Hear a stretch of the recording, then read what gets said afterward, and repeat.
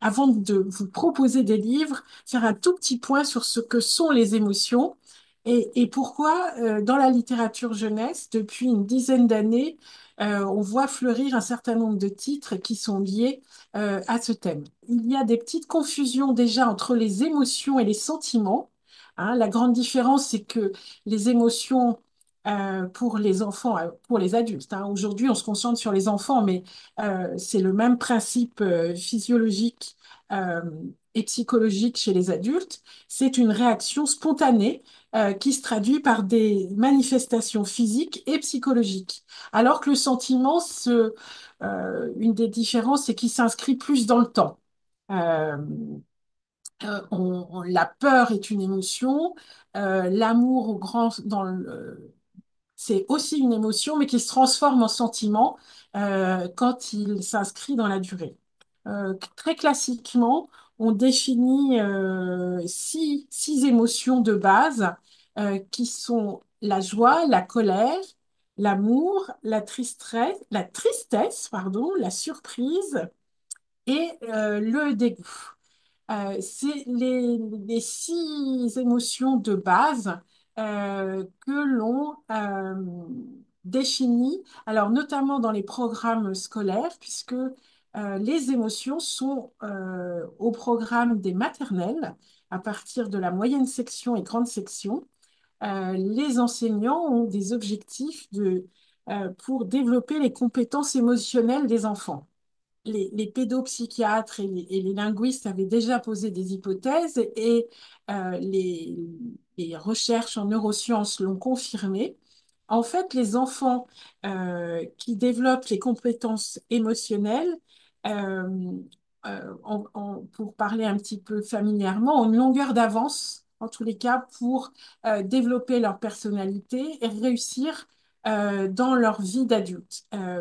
Souvent, on parle de gestion des émotions, mais en fait, les compétences émotionnelles se divisent en trois étapes.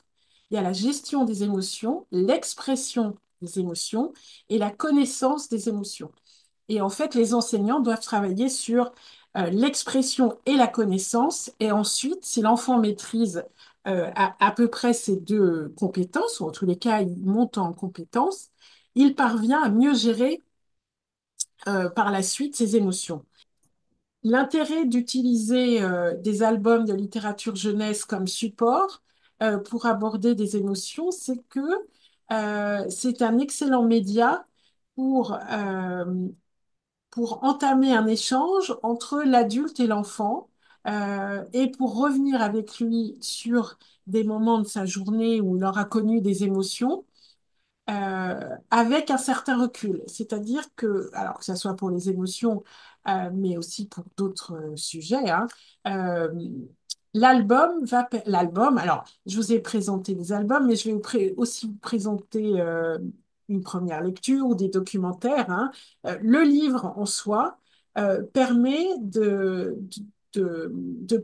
permet à l'enfant de se décentrer, première chose. C'est-à-dire qu'il peut s'identifier euh, aux petits personnages qui sont dans les livres ou aux animaux, mais ce n'est pas lui. C'est-à-dire que il va analyser d'abord ce qui arrive au héros et ensuite il se posera la question de savoir si lui aussi il le ressent ou non, s'il s'exprime de cette façon ou pas.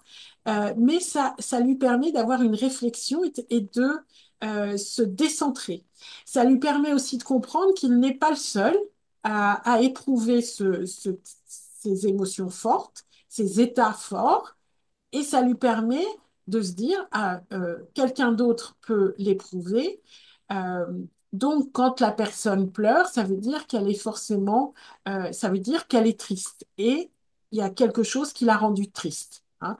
Donc, on est sur un excellent support qui lui permet de revenir sur des moments forts de son développement de sa personnalité, mais aussi de découverte du monde, et en commençant par autrui. Hein, vous savez que les enfants sont d'abord très égocentrés, puis ensuite ils découvrent l'autre, et ensuite ils découvrent le monde.